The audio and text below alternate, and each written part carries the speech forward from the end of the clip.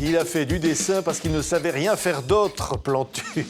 C'est une révélation dans ce livre. Pour la première fois, le célèbre dessinateur du monde depuis 50 ans, il croque l'actualité. Plantu se révèle dans un livre, dialogue avec Éric Fotorino, Jean. Et là, vous racontez d'où vous venez. Pour la première fois, vous vous révélez. Je déballe. Oui, vous déballez tout, hein. Je me sentais en confiance. Et ce qui est assez pas fréquent chez moi. Et donc, quand Éric Fotorino, que j'ai connu comme journaliste, comme directeur du Monde, et puis maintenant, il dirige l'hebdomadaire Le 1, c'est un ami. Et donc, il m'a dit, moi, j'aimerais bien qu'on fasse un bouquin ensemble. En général, je dis non. Et puis là, j'ai dit, bah ouais, pourquoi pas. 50 ans de dessin. Mais ça vient de loin, hein, parce qu'alors votre papa n'était pas trop d'accord. Hein. Il n'était pas d'accord, et puis je lui en veux pas. C'était un fonctionnaire, et papa, il trouvait que c'était... c'est marrant, il aimait les artistes, mais quand je lui ai dit que je voulais être artiste et que je me sentais la fibre, bande dessinée, il m'a dit, les artistes, tu crois que c'est un métier, franchement? Et ma mère pleurait. Je me souviens que ma mère pleurait, ma sœur pleurait. Ma sœur, elle savait que j'allais lui annoncer. Alors, c'est pas un bon plan de com pour les enfants, les jeunes. Le même soir, j'ai annoncé que j'arrêtais médecine, c'est pas une bonne idée, que j'allais faire des cours de bande dessinée à Bruxelles, parce qu'il y avait que là qu'on pouvait faire de la bande dessinée, que j'allais me marier et pas à l'église, tout ça le même soir. Ma sœur était venue avec une bouteille de champagne. C'est pas un bon plan com. Mon père a gueulé, il a failli me cogner. Et puis, c'était un drame. Oui, et puis après, il rêvait de Polytechnique. Hein. Ouais. Bon, médecin, vous l'avez dit, mais vous voyez tout à fait autre chose. Hein. Je peux pas lui Le en lycée vouloir. Henri IV. Lui, il avait fait les arts et métiers. Lui, il pensait qu'avoir un fils ou à Centrale ou à Polytechnique, c'était le bâton de maréchal. Et puis, il a bien vu que j'avais 0 en tout, Oui, sauf en dessin. Oui, parce qu'au lycée Henri IV, c'était en dessin que vous étiez le meilleur. Hein. Il y avait que ça que... où j'avais... D'où ce que je viens de dire, vous avez fait du dessin parce que vous n'aviez rien à faire d'autre, en fait, c'est ça. Oui. C'est ça une vocation, Jean. Oui, mais je le souhaite à personne. Parce que, en fait, j'ai passé toute mon enfance à penser que je serais plus tard un gros nul. Et c'est pas le prof au lycée Henri IV, il s'appelait Charlot, ça aurait dû me mettre la puce à l'oreille. Il avait fait venir mes parents, il leur avait dit, mais vous avez de l'argent Alors mes parents disaient, bah non, on n'a pas d'argent, on est à la SNCF. Et il m'a regardé, il a dit, alors, je vois vraiment pas ce qu'on peut faire de lui plus tard. Mais vraiment, il y a eu un grand silence, mes parents pleuraient. Et moi, dans ma tête, je me marrais un peu parce que je trouvais ça rigolo de voir mes parents pleurer avec le prof qui disait « je ne sais pas ce qu'on va faire de lui plus tard ». Et j'étais persuadé qu'on ne fera rien de moi plus tard. Ouais. Vous savez, ce qu'on a fait de vous plus tard, c'est une exposition à la Bibliothèque nationale de France. Ouais. Vous, le cancre, quand même. Là, du coup, les parents devaient être contents. Hein. Oui. Ils ont été... Quand il y a eu une première interview dans le journal Bonne Soirée, ils m'ont regardé, il y avait le journal, et comme ils disaient c'est le même. Ils se demandaient. Vous rêviez devant les dessins de David, l'enlèvement des Sabines au Louvre. Ah. Vous rêviez devant des femmes plantureuses. Et voilà. Hein. Et voilà. Et d'ailleurs, je me foutais pourquoi elles étaient enlevées, les Sabines, par les Romains, je m'en fous. Apparemment, c'est un drame. Oui. Mais moi, je voyais, au premier plan, là, il y en a une qui est bien, et moi, j'étais content. Et moi, je m'approchais, à l'époque, il n'y avait pas de radar, donc on pouvait s'approcher. Et on regardait comment on pouvait faire. D'abord, on regardait les belles poitrines, mais en plus, je regardais comment on pouvait faire avec la peinture. Et moi, j'ai appris la peinture comme ça, en allant au Louvre, grâce à ma mère qui m'emmenait régulièrement. Puis il y a évidemment l'influence de Daumier qui va arriver. Ouais. Et puis l'envie de travailler alors à Bruxelles d'abord. Ouais. Hein, c'est Tintin peut-être un peu qui vous a tiré là-bas. Oui, parce qu'il y avait un prof à Bruxelles, dans l'Institut Saint-Luc, qui était une école de bande dessinée. Et quand je lui serrais la main, il s'appelait Eddy Pape. Et quand je lui serrais la main, je savais que le soir, il allait serrer la main à Hergé. Et donc, je me lavais pas pendant 3 jours. C'est incroyable, ça. Ouais. C'est fou, hein. C'était quand même une passion dévorante. Oui, je vois toujours tout en images. Et ce qui est sympathique, et quand je me lave les dents, c'est un peu gonflant parce que je vois ce que je vais donner dans quelques semaines. Et c'est fatigant de tout interpréter en images et de ne rien écouter, pas vraiment. Parce que même quand je vais beaucoup dans les écoles, je vais beaucoup les interviews, beaucoup de choses. Et des fois, je pige pas toujours. Il y a une nana, il n'y a pas longtemps, qui m'interrogeait avec une caméra à l'épaule. Elle avait un décolleté et j'ai rien pigé de ces questions. Et je voyais le dessin que je pouvais faire. Et donc, j'ai un peu improvisé.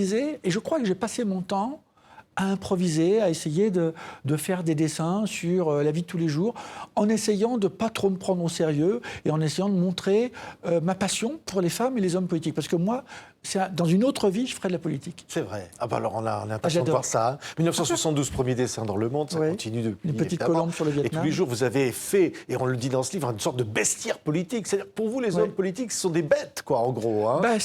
Alors écoutez, Monsieur Jourdain, il ne savait pas qu'il faisait de la prose ou des vers dans la pièce de Molière. Eh bien, moi, je ne savais pas que je faisais du La Fontaine. En fait, pourquoi Martine Aubry... D'ailleurs, on raconte pourquoi Martine Aubry, il a fallu que j'arrête de la dessiner en éléphant, parce qu'il y a un rédacteur en chef qui m'a convoqué dans le bureau en me disant « Attends, il y a un problème avec Martine Aubry. » Je dis « Quoi, Martine Aubry tu la dessines en éléphant c'est pas très... pourquoi elle peut faire avec Raymond Barre, avec Sarko, mais pas elle. Et en plus, la trompe de ton éléphant, fais gaffe. » C'est ça. Je dis, qu'est-ce qu'elle a la trompe de mon éléphant de Martine Aubry. Donc du coup, après, je l'ai fait en peluche. Je l'ai fait en petite peluche, comme ça, sous le bras. Et en fait, je la faisais sexy.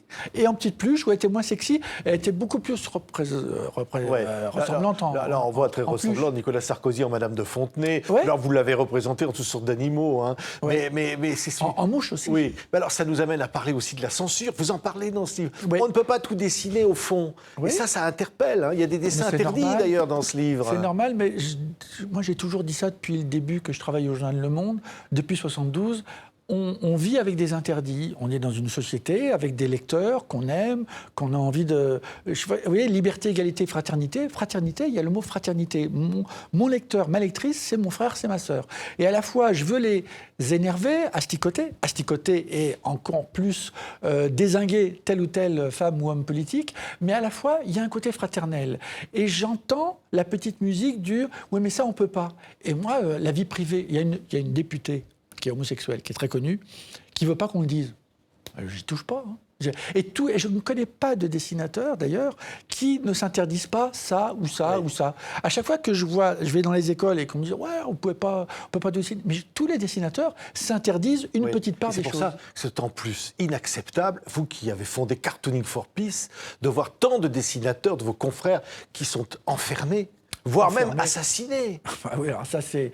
là, on s'occupe beaucoup. Là, on vient d'aider un dessinateur russe. D'ailleurs, je remercie... On ne se rend pas... On parle beaucoup du Quai d'Orsay, avec des airs un petit peu désobligeants. L'ambassadeur des droits de l'homme, il travaille avec nous, avec Cartooning for Peace, l'association des dessinateurs de presse qu'on a créée avec Kofi Annan il y a 10 ans. Et puis, à chaque fois, il nous aide. Et là, on accueille en ce moment un dessinateur russe qui vient de Moscou. Comme on a essayé de libérer, et on l'a réussi, pas tout seul, hein, il y a RSF, il y a Amnesty, un dessinateur du Guinée équatoriale, où là je ne savais pas que c'était une dictature, c'est une dictature, et le gars, on continue à l'aider parce qu'il est libéré maintenant. Et puis il y a Musakart, qui est un dessinateur turc, qui à Istanbul a fait 6 mois de tôle, et qui risque vraiment au moins 10 ans de prison, quand il sera jugé. Mais il a repris son boulot à la une de Cumhuriyet, à Istanbul, mais à la fois, c'est pas simple. Et puis, il y a tous les Iraniens qu'on connaît par cœur, à qui Kofi Annan a remis des prix à Genève. Oui, voilà. C'est 50 ans de dessin plantu à la Bibliothèque nationale de France, je le disais. Et puis, voici des volumes de Cartooning for Peace. Alors, il y en a un spécial Poutine, un autre, ça chauffe la planète. Ça chauffe pour la planète. Voilà. Et le Poutine, c'est très important et c'est très emblématique de l'image de Cartooning for Peace. On y met des dessins qui désignent Poutine, mais on y met des dessins pro-Poutine. Et c'est ça qu'on a inventé avec Cartooning for Peace, c'est le débat avec des dessinateurs qui ne sont pas d'accord entre eux. Et finalement, celui qui est le gagnant de l'histoire, c'est le lecteur. Oui, au fond, ça sert à quoi un dessinateur de presse? À faire un débat. À faire un débat. C'est-à-dire à finalement montrer finalement ce qui existe. Par exemple, quand je fais la marche blanche pour cette pauvre femme qui a été assassinée chez elle, eh ben, je fais la manif, je fais les gens qui interdisent à Mélenchon et à Marine Le Pen de venir, et puis à la fois, j'y mets une petite souris qui défile et une petite souris qui n'a pas le droit de défiler.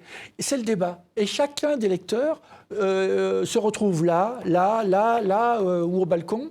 Et à chaque fois, j'aime qu'il y ait une petite porte de sortie pour que le lecteur se dise « moi, je suis là, et ce dessin qui m'a intéressé me donne envie de m'intéresser à l'essentiel. » Et l'essentiel, c'est l'écrit des journalistes sans lesquels les dessinateurs de presse ne sont pas grand-chose. Oui, alors je voudrais qu'on voit d'ailleurs le dessin qui est à la une de ce beau livre publié par la Bibliothèque nationale de France, qui est devant vous. On vous voit, vous, Jean, en train de dessiner avec votre bestiaire autour de vous, c'est-à-dire tous ces hommes politiques que vous avez caricaturés les uns après les autres. Voilà. Et là, j'ai rajouté on voit le général, on voit 5. Pompidou, on voit évidemment Mitterrand. Ouais. Et vous êtes au milieu, vous vous grattez la tête, c'est pas facile. Hein. Oui, et en plus, je suis toujours regardé par les réseaux sociaux. C'est-à-dire que, bon, ils peuvent plus ou moins gueuler. Évidemment, quand je faisais Sarko avec la petite mouche, il n'était pas content. Mais les réseaux sociaux, c'est peut-être là où... D'ailleurs, c'est pour ça qu'on a créé Cartooning for Peace. C'est que quand j'ai vu les fatwas contre les dessinateurs danois en 2006, on s'est dit, oh là, c'est chaud. Et c'est là que Kofi Annan m'a dit, essaye de réunir à New York tous les dessinateurs chrétiens, juifs, musulmans à New York pour qu'on puisse réinventer le débat, pour que les rédacteurs en chef dans les journaux en France, en Europe et ailleurs, n'aient plus peur d'utiliser un dessinateur. Oui. Ce qui est un peu le cas de temps en temps. Pourquoi on a besoin des dessinateurs ? Mais Pourquoi ils sont indispensables ? Pourquoi on a besoin de l'oxygène ? Pourquoi on a besoin des artistes ? Je crois que les artistes, ils savent... D'ailleurs, pourquoi on a besoin du latin ? Sénèque. Vivre, ce n'est pas attendre que l'orage passe. Vivre, c'est apprendre à danser sous la pluie. On a besoin de la culture. Et moi, je prends la culture, alors que j'ai été nul en latin, je reprends la phrase de Sénèque, et puis à la fin, ça devient un dessin que je fais vibrer avec les dessinateurs, avec un petit curé, un petit imam, un petit rabbin, et à la fin, ça devient un dessin. Nous, on est des passeurs. Les artistes, on est des passeurs. Indispensable aussi. Allez, un dernier dessin pour le plaisir, Jean. Eh bien, voilà. les coups de gueule. Tiens, Ouais. non, je vais vous montrer un dessin de Kishka. Kishka, dessinateur à Jérusalem. Quand je vais dans des quartiers compliqués, chauds, là c'était à Verviers il n'y a pas longtemps, à côté de Liège, en Belgique, comme on était la semaine d'avant à Molenbeek, il y a un petit jeune musulman qui gueule et qui dit « Mais pourquoi vous dessinez Allahu Akbar sur le bras ?» Et il était choqué. Alors je lui dis « Pourquoi tu es choqué ?» Il me dit « Mais parce que quand il y a... nous, dans le Coran, on n'a pas le droit de se faire des tatouages. » Mais je lui dis « C'est du 2e degré. Ça va, on se calme. C'est du 2e degré. » Et il ne savait pas ce que c'était que le 2e degré. Et je lui disais « Mais ta copine, là, qui est très jolie, là, avec le trou dans le pantalon au genou, c'est pas parce qu'elle est pauvre qu'il faut lui donner de l'argent parce qu'elle n'a pas de pantalon. C'est du 2e degré. Elle fait ça parce que c'est joli. » Et donc, faut tout reprendre. Et ils ne comprennent pas, des fois, le 2e degré. Ils prennent tout au pied de la lettre. Oui, tout le travail, justement. Tout le travail. De faire voir ce qu'il y a derrière. Mais ça va marcher, ça va marcher. Nous, pour le moment, on a 2 petits sauts à Cartooning for Peace. On voit le tsunami de l'islamophobie, on voit le tsunami de l'islamophobie et de l'antisémitisme, et de toutes les formes d'intolérance. Et nous, on a 2 petits sauts et des petits crayons pour essayer de limiter les dégâts.